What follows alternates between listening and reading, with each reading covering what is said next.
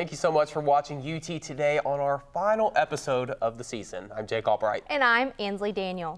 8 years of being the president and 12 years on Rocky Top, Dr. Joe DiPietro has been a part of record low tuition increases, a new budget advisory group, and an amazing community between the campuses.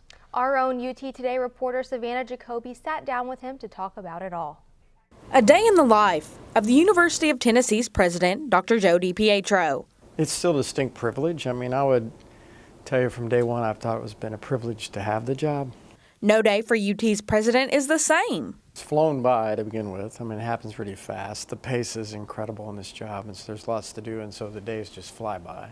DiPietro, with a veterinarian background, and at that, one of just a few, says he uses that knowledge in his day-to-day life. I take the same technique that I was taught in veterinary school by my medicine professor about how to deal with a sick veterinary patient and apply it to a university. From fixing budget issues to rolling out a new marketing campaign and record low tuition increases, to name a few, are just some of the accomplishments Dr. DiPietro has done in his tenure. For students, record low tuition increases the last 3 years, and it looks like we'll have another record this year. The president oversees all 5 main campuses along with the statewide institutes for agriculture and public service. We are able to do discoveries that change people's lives, that benefit Tennesseans and beyond. His passion comes from his family. My family's given up a lot because of this. They don't complain about it. DiPietro has been at UT for many important decisions and says it doesn't come without fault to someone. Everybody should come to this campus and feel welcome. I mean, nobody should come here and feel unwelcome, and if they do, we have lots of work to do, and some people do. But it's led him to be a big proponent of the First Amendment. This First Amendment trumps all. And unless we said to every student group, look, nobody's going to have any events on campus, and look, we're not going to do that. We really can't say this one's okay and that one's not. It's the students, the faculty, the staff, and the community that keeps him going. I believe in the place, and I believe in the mission, and I believe in the people that come here to gain a higher education. Dr. DiPietro saying there's still so much to come for the university. For UT Today, this is Savannah Jacoby reporting. All right, thank you, Savannah. And DiPietro says we can be even more successful in the years to come. Last month, the University of Tennessee announced that its Knoxville campus would be going smoke-free. I talked to campus leaders and concerned students to hear their thoughts on the new policy. A change on campus. I woke up one day, went to class, got an email saying, starting next school semester, smoking is totally banned. Bringing shock and confusion to those affected. I don't know what they expect us to do. I know they listed some services that you can go to stop smoking, but that's not where I am right now. But those who worked on the policy making the University of Tennessee Knoxville campus smoke-free say it is long overdue. What really surprised me is how long their policies have been in effect. I thought this was kind of a trend nationwide within the last 2 or 3 years, but a lot of institutions have had no smoking anywhere on campus for all the way back to 2007, 2005. Administration doesn't have a plan in place to enforce the new rules, but repeat offenders will be dealt with. This is just like a normal policy on campus, so if we have a repeat offender, whether faculty or staff, well, that could be reported to HR. But if there's a student who keeps breaking this policy, then it would be just like a normal violation of the code. The transition won't be simple, but will create a new lifestyle for the volunteer community. I recognize it may be difficult for people at first, but as we've said before, this we think is a culture change, and we realize it has to evolve over time. It's not something that's going to happen overnight. And the intent? The end goal was just to create a healthier campus. When I first started working on this, I really wanted to leave something behind that was going to benefit everyone, and I think this policy does that. That was student body president Morgan Hartgrove. She says UT was the second to last school in the SEC to ban smoking on campus. The policy goes into effect August 1st of this year. It includes more than just cigarettes. Vapes and Juuls are also banned. Leading up to the August deadline, smoking is allowed 25 feet away from the entrance to university buildings. The American Cancer Society has given the university a $10,000 grant to offer resources to smokers who are trying to kick the habit. According to the nonprofit, smoking causes about 1 out of 5 deaths in the U.S. each year. You can visit the Be Well website for a full list of campus and online resources. A recent statement released by the U.S. General Surgeon urges for the opioid overdose antidote naloxone to be made more accessible to the general public. Now, he offers that family, friends, and community members of addicts should have access to the drug in order to prevent more opioid-related deaths. The Knoxville Fire Department is the first to respond in most opioid-related incidents, seeing on average around 30 to 40 calls a week. Few years. The fire department only just really started carrying it on all of our equipment within the last 3 years. It has become an epidemic over time, over a number of years, and we just see a lot more folks using it.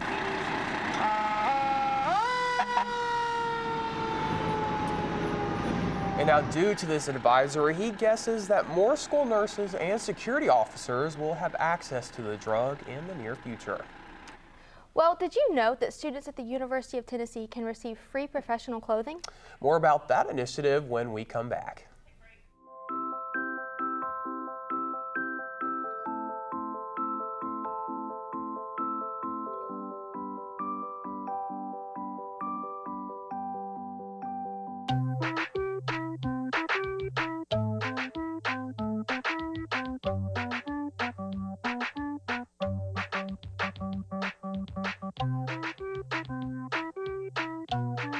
Start a story. Adopt at theshelterpetproject.org.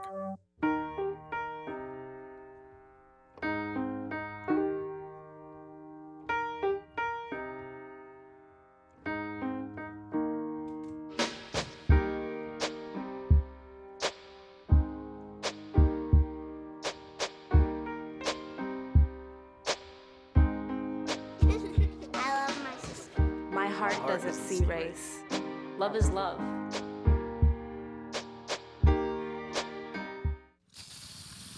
Wish that I was on old Rocky Top. Down Tennessee Hills.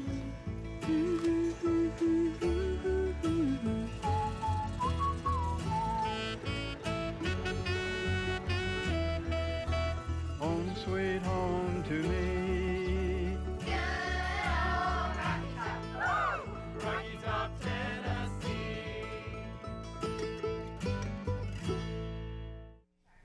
It's the Rocky Top what again? Down Tennessee Hills.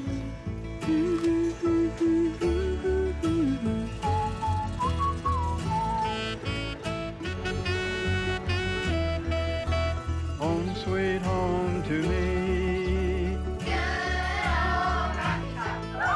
Rocky Top, Tennessee. Welcome back. Your favorite natural remedy might be able to do more than keep away a headache. Reporter Kayla Grainer talked with an herbal specialist about how they can affect your mental health too. Natural remedies are growing in popularity for their health benefits, but can they actually help with mental health? St. John's wort is well known, as used in depression, but there's other herbs like licorice. There's ginseng. While you can take natural oils, Tanya Hendricks says that by watching what you put into your body, you can prevent a lot of mental health issues from ever happening. Just think, in the body you have all these parking spots, and when you're eating things or putting things on your body, shampoos, lotions, that kind of thing, those are taking up vital parking spots in the body that the true estrogens can't get, into the body and block. Tanya says that if you do choose to take a medical prescription, be aware. Side effects such as jitters, sweating, dry mouth, sexual dysfunction, and suicidal thoughts can occur. Chris Ellis made the switch to natural remedies after her mother passed away from Alzheimer's last year. She said by getting rid of toxic chemicals in her daily products, she has seen a change in her family. Since then, we have seen huge improvements in health and respiratory health. Tanya says that if you start suffering from mental health issues after eating a clean diet and taking supplements, it's a good idea to look into medical solutions. That third tier is when you look at pharmaceuticals, surgery for different things, psychotherapy. For UT Today, I'm Kayla Grainer. Now, Tanya says that taking simple things in your daily routine like vitamin B, avocados, and olive oil can lower your chances of depression. The Joy of Music School, it's a nonprofit that teaches music lessons to many in the Knoxville area. UT Today reporter Talia Shatara went there to hear the joy of music for herself. Sounds like this and so much more all happen every day here at the Joy of Music. Director of Music Education Julie Carter took me around and also explained to me what makes them so unique. Our founder believed that every child should be able to learn music. He put his money on the table for that. They take pride in giving free music lessons to those who are not able to afford it. We offer private lessons, private instruction, one-to-one mentoring in a wide variety of instruments. Everything from guitar, violin, strings, cellos, piano, vocal lessons. Carter says so much talent has walked in and out of their doors and gives all thanks to none other than their music instructors who volunteer and give back to the community. People come here to teach because they want to get back in touch with their music or they want to give back to the community, and there are very few volunteer music opportunities, really. For the kids, we call our program half mentoring and half music. We're not a competitive music environment. What we're doing is we're trying to provide an environment where the students can be successful. It's like a safe haven where they can feel like they have support and they can step up to the challenges, and that's really what we're here for. UT Today, Talia Shatara. Some talented kids there, and their spring recital featuring all the musical performances will be held at UT May 5th. Smokey's Closet has been serving students on campus for 2 years since SGA started the program. They're giving students a fresh start with some fresh new looks, all for free. Buried on the 3rd floor of Dunford Hall, you'll find a pop-up shop with a purpose. But we do have pretty much a little bit of everything. The Closet wants to help students land that first job by expanding their professional wardrobe. You have to dress well to impress a potential employer. It's kind of unfortunate in some ways because not everyone is able to be on that same plane, but I think we're trying to level that gap as much as we can. All the clothes, And anything that you think that you might use is free to take. free, with no catch. It's all professional clothing. It's really meant to be for interviews and for expo events, stuff like that. So a lot of what we have is suit coats, lots of pants. Some of them have both sets of full suits for men, and then for women it's a lot of other pieces like skirts and jackets, and then some other blouses and shirts too. Giving students a safe place on campus to find what they need and break down the stigma of consignment shopping. There's people that come in, this is their only option, but there's also people that are on a time crunch, they can't go out to a store, or people that just don't want to pay for professional clothes if they can find something here. Like they'll come here and check first. Something that not everyone can afford, but now everyone has within reach. Smokey's Closet runs completely on donations, so of course they're always asking students to donate professional clothes they don't need, and even come out to volunteer. It seems that in East Tennessee, we can't quite get away from the flu. Even in April, some cases of the flu have even been reported. UT Today reporter Elizabeth Longmire discovered just why this is happening and how you can prevent it. As the pharmacist snaps on his gloves, he prepares yet another patient for the annual flu season. And for students like Mallory Lazar, this time of year sparks worry. Like letting them know that this is not just like the flu and you're done, it can be worse and worse. The flu virus is a particular concern for Lazar, a nursing student at the University of Tennessee. She says that educating her peers about the virus is crucial. It puts you in a lot of pain, and it puts you in you can't get anything done because you're so tired for the week that you have it and the week afterwards. With the virus mutating each year, taking precaution is not only suggested, but could be a life-saving choice. When people are hospitalized from the flu, it's because they're not doing those things and they just keep going and keep going and keep going. And if you're sneezing, coughing, or even running a fever, you might have the flu. But with these vaccinations, there could be a solution. A common opinion for staff at UT's Student Health Center, including pharmacist Dustin Rogers. Everybody's connected, so wherever it starts, it's only going to spread. And we're trying to keep it contained because we are an isolated area here on the UT campus. And for those doubting the vaccination, we're giving them the flu vaccine to help prevent them from getting the flu, but at the same time, it is the cough and cold season, so maybe they were exposed either that day or around the same time. something to remember the next time this life-saving shot 1, 2, 3 becomes available at your campus pharmacy. Now, the University of Tennessee Student Health Center suggests continue to wash your hands and be aware of sickness across campus, even in the springtime months. Well, when we come back, a little boy with a big dream. And did you get a chance to catch the WNBA draft? If not, we have you covered when we return.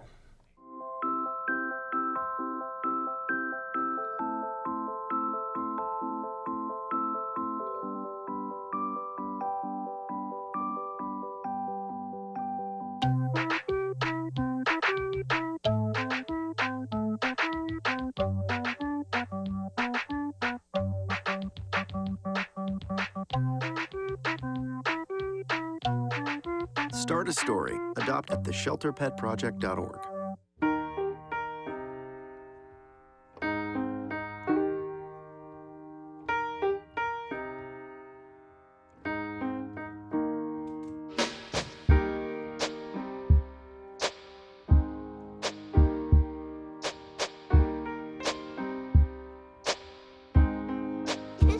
I love my sister. My heart doesn't see race.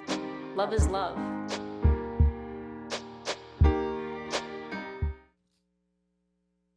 That I was on old Rocky Top. Down Tennessee Hills.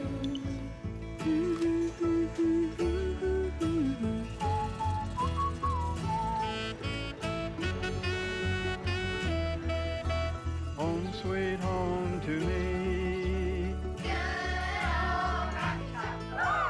Rocky Top, Tennessee.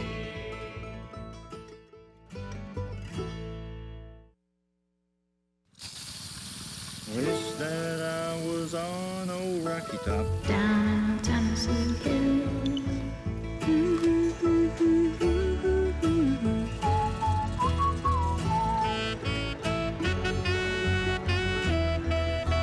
Home sweet home to me.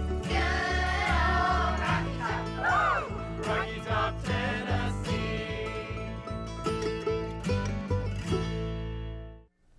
Welcome back. Sports anchor Kayla Grainer is in the studio with your update. Hey, Kayla, what's going on in sports this week?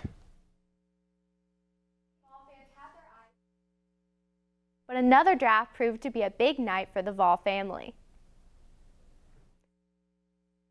2018 WNBA Draft. The WNBA Draft recently occurred, and it was a big night for Our Lady Vols.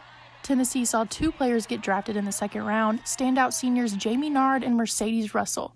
Nard was drafted 13th overall by the Las Vegas Aces, while Russell was drafted by the New York Liberty at 22nd overall.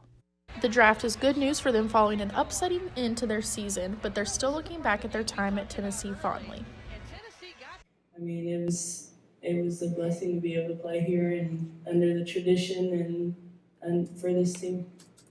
I mean, I have a degree from the University of Tennessee, and I'm a Lady Vol forever, and those are two things that you can never take away from me. The current Lady Vols aren't the only ones getting draft attention. Former Lady Vol Diamond DeShields, who decided to forego her senior season to play professionally in Turkey, was drafted third by the Chicago Sky. She was joined at the draft by former Vol football and current New Orleans Saints running back Alvin Kamara. The Lady Vols will join 6 current LVFLs in the WNBA, including Candace Parker, who was drafted number 1 10 years ago by the Los Angeles Sparks. The loss of these star players will impact UT. They combined for an average 32 points per game this year. It shouldn't take the Lady Vols too long to recover, though, as 3 McDonald's All-Americans will be joining the team in the fall. For UT Today, Hannah Milby. The LVFLs will start training camp at the end of this month, and the WNBA season will begin May 18th. Learn about the true power of social media. UT Today anchor Jake Albright shows us how just one click of the share button makes one child's sports dreams come true. He lines up the shot. And Michael Collins makes yet another strike. From the time he was about 2.5 years old, has loved bowling. His love for the sport is shown in his excitement with every bowl. I want to be one of them someday and want to be in the 2018 PBA Hall of Fame. His mom, Hetty, shared a Facebook post of an outdoor bowling alley that she thought would be perfect for Michael. I'll just ask if any Knoxville friends know of anybody that may be able to make one. But after Mike Carbone, a man that also has children with special needs, saw the shared post, he drove more than 800 miles to make Michael's dream come true. So he understands the heart of special needs kids, and I think that definitely played a part in him desiring to be part of this. With a chromosomal disease, Michael does things a little bit differently than the other kids. He's my favorite. But with bowling, Oh, gosh. there are no limits to his Oh, that's better, baby. That's better. striking skills. There's not a lot of things for many special ed children. They don't ever get that feeling of special. And now that he has his own lane, Michael is ready to join the PBA, one turkey at a time, on Collins Lane. This is a dream that I never imagined possible. And as of today, Collins Lane is completely finished and Michael is still enjoying every second of it. And that's it for UT Today Sports this season. Back to you guys at the desk.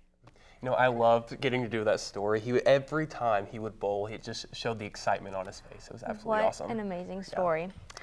One young woman lives to speak of her story about gun violence. Hear from her when we come back.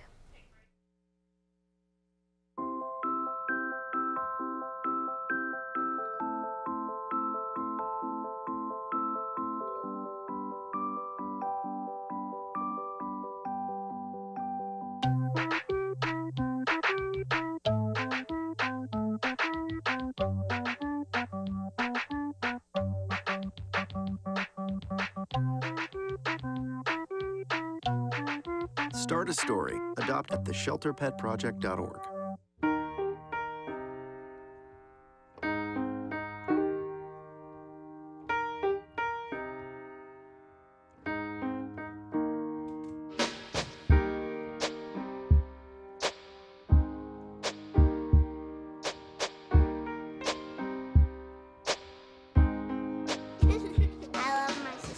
My heart doesn't see race. Love is love.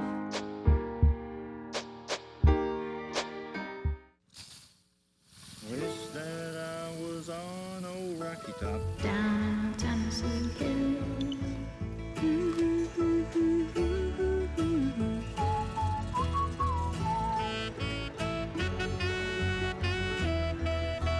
Home sweet home to me.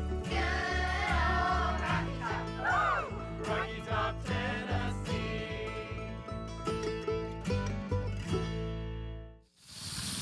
Wish that I was on old Rocky Top. Down Tennessee Hill.